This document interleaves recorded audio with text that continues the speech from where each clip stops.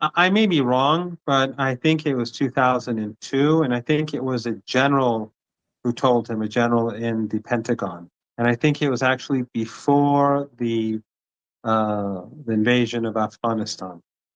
I think there were two meetings, and in the second, it was during the airstrikes on Afghanistan, which he was told about these countries. But maybe your viewers could correct me if I'm wrong. But the fundamentals of what you say are absolutely correct. And yes, U.S. policy, Western policy in our region is not founded upon the interests of the West. It's founded upon the interests of the Israeli regime. That's why they allow it to carry out this Holocaust in Gaza, which, by the way, is ongoing as we speak. And I hope your viewers keep reminding people that a Holocaust is going on. I hope they continue to tweet images and footage of what is going on in Gaza so that people don't forget what's happening. After what Erdogan did to Syria, I think it's been forgotten for the last 10 days.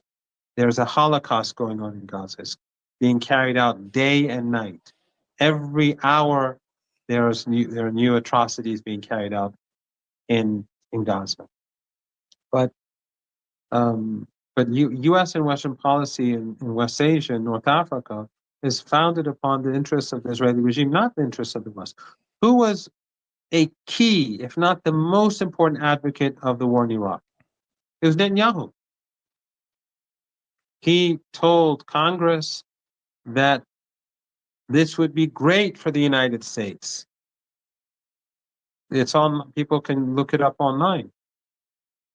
The destruction of Libya, all of the dirty wars here, all of these, the sanctions against Lebanon, the sectarian sanctions, the West imposed sanctions on Lebanon directed at Shias because they saw them as key to the support of Hezbollah and the resistance. So the West was supporting certain ethnic, certain sects, basically, to support the Israeli regime. All these wars, the dirty war in Syria, it caused millions of refugees to go to Europe. And it changed the political map of Europe. That wasn't in the interest of the elites in Europe. It helped bring about Brexit, for good or for ill. But it changed the political mapping. It created the rise of new forces in Europe, which many people are unhappy about. So these elites were unhappy about it, but they still did it because the Israeli regime is more important for them than their own countries. That is the reality of Western policy in this region. I don't believe that the United States has the ability to defeat Iran. Iran is a very powerful country. And by the way, Iran will continue to support the axis of resistance. The axis of resistance exists. Syria was always the weakest link. But Iran will continue to support the axis. But we have dark days ahead. There's no doubt about that. But without a doubt, this was a major setback for the resistance and a major setback for the Palestinian people. And have no doubt that Erdogan is not going to do anything for Palestine. He's selling oil to Israel. For the last 14 months, he's been the oil coming from Turkey. Cheap Baku oil has been going through Turkey to Israel. He's a part of this genocide. Those who say he couldn't, legally he couldn't do anything, that's nonsense. If he had told Aliyev and Baku to stop selling oil, Aliyev would have obeyed. Aliyev is under his thumb, the dictator in Baku. He would have did as told.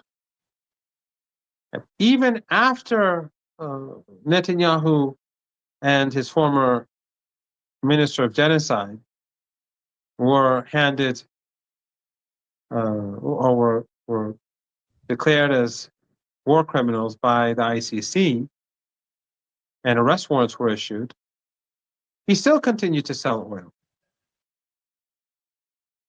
and do indirect trade and continue with diplomatic ties.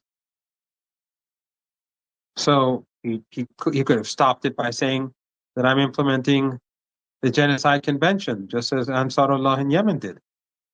But he chose not to because he's an ally of Netanyahu. And we'll see that Al-Qaeda and Turkey do nothing against the Israeli regime. They'll do nothing for the Palestinian people, just as they've done nothing so far. Did they help them in Gaza?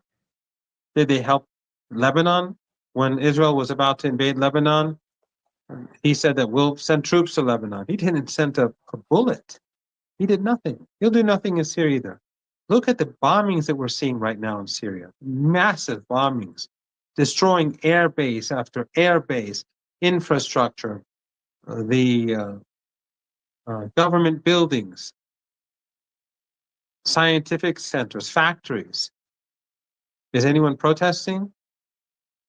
Is anyone complaining? And is anyone threatening the Israeli regime? Of course not. That's not a part of the plan, and it won't be, but time will tell. But I don't think, as I said earlier, I don't think that Turkey is going to benefit from this. Turkey is going to be hurt.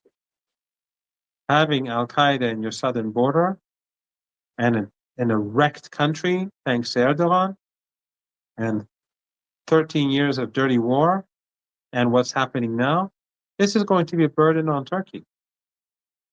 But again, time will tell. I wanted to ask you a question that many have been asking me, which is there are many different interpretations now of what has gone on and what has transpired.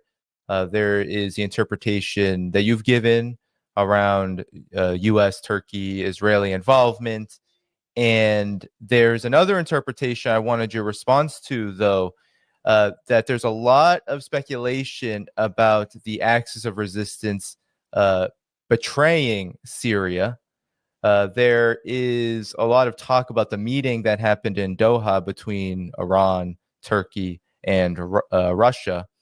And I'm curious on how you find this, because there's also a narrative that Iran and Hezbollah and the Axis of Resistance as a whole didn't strike Israel hard enough prior to this happening. How do you see this? What is your perspective on this kind of narrative that I've been hearing since the fall of Syria? Well, first of all, criticizing Hezbollah is really unfair. The most heroic acts of this whole year and 2 months came from Hezbollah. They willingly went and joined the fight to support the people of Gaza. And Lebanon gave thousands of martyrs, women and children. Cities were leveled to the ground by this Nazi regime, by this Zionist regime. Women and children were targeted. Large numbers of Hezbollah members were martyred. For the sake of Gaza, for the sake of Palestine, they could have remained quiet. How could anyone in their right mind blame Hezbollah? In fact, Netanyahu said specifically that what happened in Syria was thanks to what he did to Hezbollah. In other words, if Hezbollah had not been weakened, if it had not been focused on southern Lebanon, then what happened in Syria wouldn't have happened. That's basically what he was saying. And it shows that he was happy about what happened in Syria because he and Erdogan have coordinated things.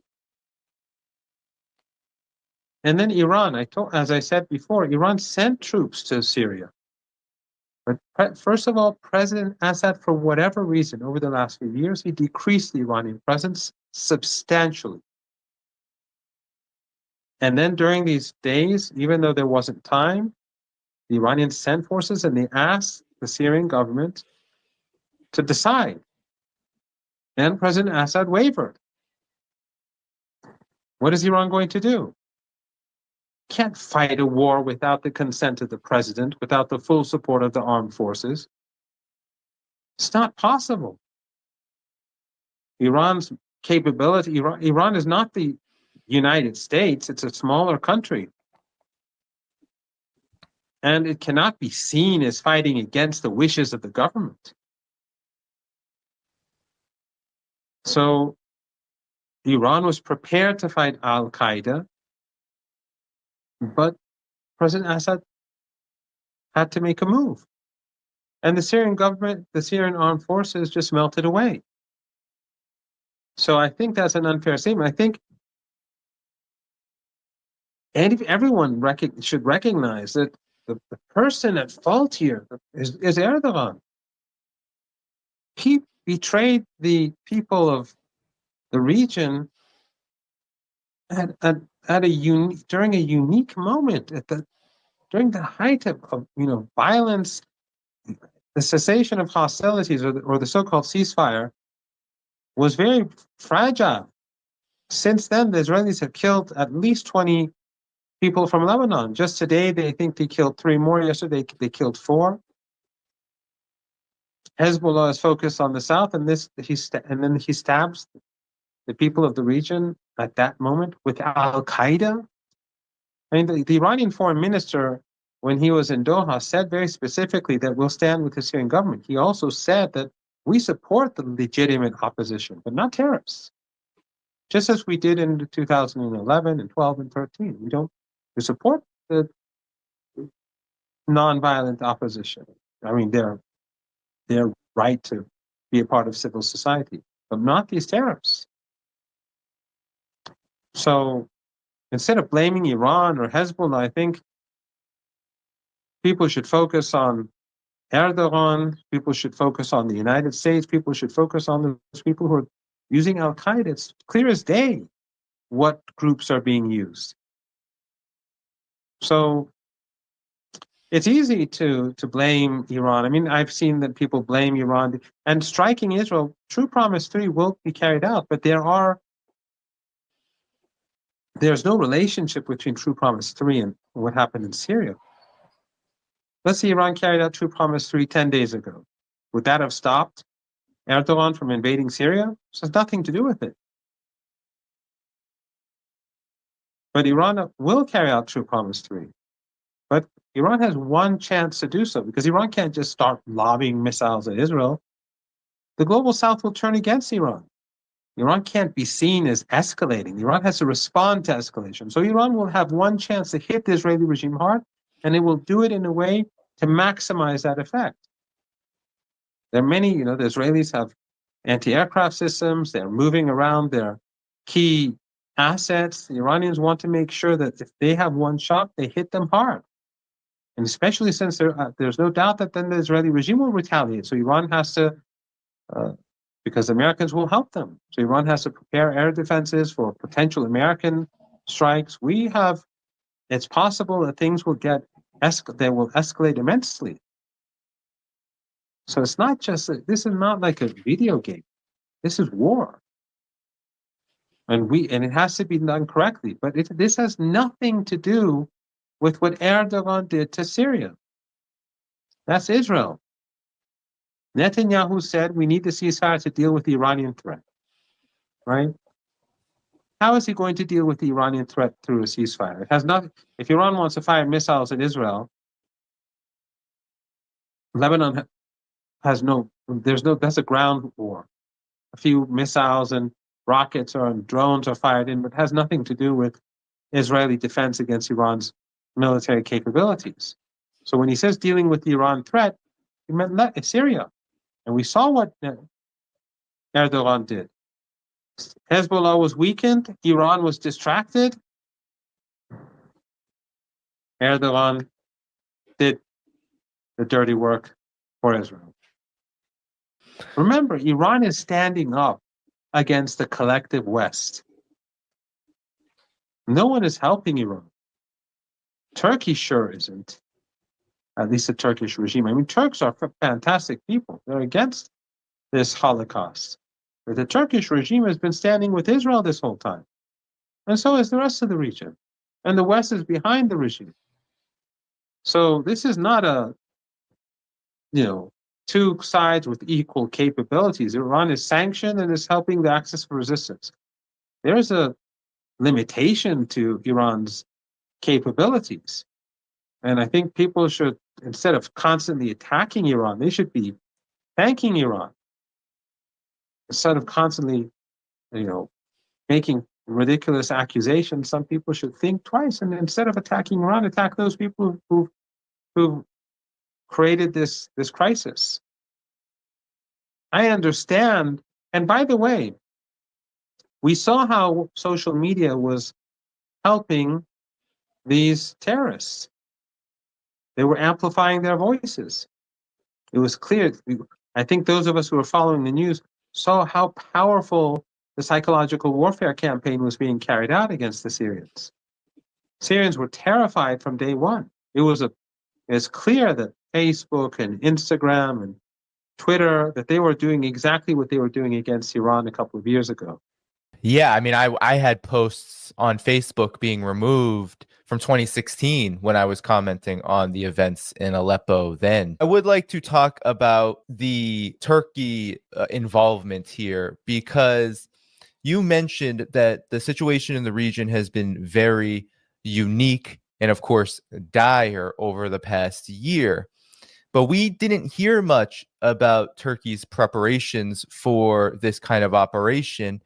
And yet it happened in such full force and with such a rapidity that it shocked the entire world, really. So I'm curious on if you've been able to, uncover or understand exactly how this was able to happen. We know Israel was definitely involved in this because of all of the timing that we have pointed out here. But it seems to me that Turkey, with, of course, the approval of the United States, was able to build up toward this in a moment where the entire region has been engulfed in war. What have you understood about this? Well, my understanding, and this is something that I've learned today, is that the Iranians, although the Iranian presence in Syria was decreased, the Iranians did know that there was something was happening. But I don't think anyone thought it was going to happen now, because right during the ceasefire is like really a most shameful thing that Erdogan could have done, and betraying the resistance like this at such a difficult moment. But time will tell. I mean, those people who are, cheering Erdogan on, they'll see that what comes of this. But in any case, I think the timing was surprising. Second, I think the fact that the Syrian army was not prepared was a major factor. Again, it's an impoverished country.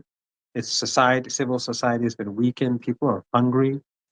A general that makes $40 a month when the terrorists are making up to $2,000 a month, that says a lot. And then when the attack was carried out, social media, there was a very effective media campaign, and it was the voices of these terrorists were amplified by Western media and regional media, Arabic media owned by these despots in the Persian Gulf. And there was psychological warfare, and there were rumors that the walkie-talkies were exploding and that sort of thing, and that caused its own problems apparently among Syrian forces. So there are a host of different issues, and we'll probably learn more gradually in the days and weeks ahead. But the point is that this is basically what the Americans are doing now. They are using sanctions to crush a society, and they're doing that in Cuba as well right now. Cuba is in a very desperate situation, and young people and people in Cuba, they're tired. They put their feet on people's necks, and then they say, "See, they're incompetent." The Syrian regime, as they like to call it, they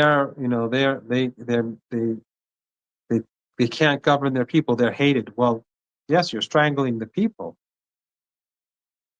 You're strangling the people of Nicaragua and Venezuela and Cuba and Syria and so on. That's the objective. So Syria has been weakened to such a degree that its armed forces simply cannot stand up effectively. And we saw what we saw. But now that Syria is so broken, And after the looting that we're seeing, and after the chaos that we're seeing, and the Israeli regime destruction of the Syrian infrastructure that we're seeing at right now, how is Turkey going to govern this land, these terrorists? And how are they going to convince these jihadists who have a history of burning people alive, beheading people, drowning people in cages? How are they going to convince them, if that's indeed Erdogan's objective, to become more moderate? I don't see why it would be his objective, because from day one, that's what he was supporting. I don't know if you remember Serena Sheem. She was a Lebanese-American reporter. Yeah. And I think it was 2012. Again, your viewers, if I'm wrong, please correct me. She was reporting from the Turkish-Syrian border near Ain al-Arab or Kobani, and she was saying that the Turks or on the border, they were using World Food Organization trucks to take in weapons and troops into Syria. And then Turkish intelligence, I think, it declared her as a spy. And she went on Press TV and said she's very worried. They're saying she's a spy. She's not a spy. And then that very same day, she died in an accident.